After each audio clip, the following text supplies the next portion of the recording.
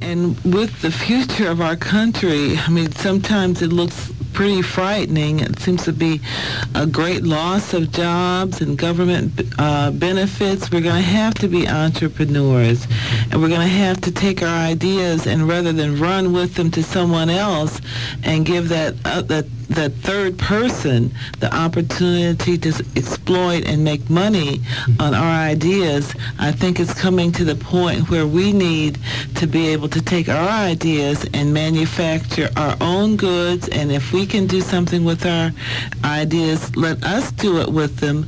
Put our ideas on the marketplace, put our products on the marketplace, rather than depending on a large company to come in and help us. Because sometimes we don't need the help that we think we do, and sometimes the help that we get is far too expensive, like they take the whole dang on thing from us. That's true. You said a mouthful there, and that's very important. I'm glad you brought that up, because manufacturing is what made this country big as it is today, and manufacturing has kind of left us. But manufacturing has never been something that a black inventor has put itself into.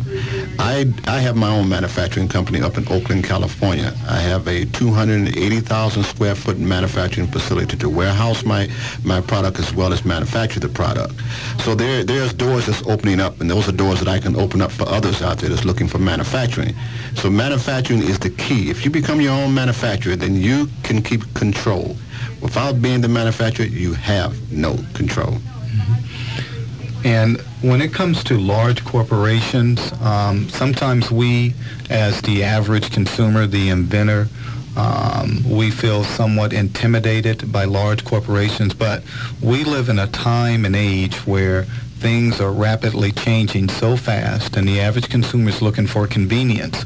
If you remember back, IBM knew about the personal home computer, and Apple, who introduced it, specialized in this market. They gained substantial market share, and IBM suffered behind this because of their mindset.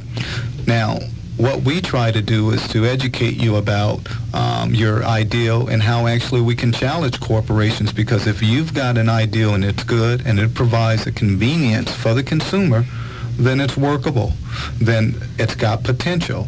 But the key thing is, how can I get it out to the market successfully?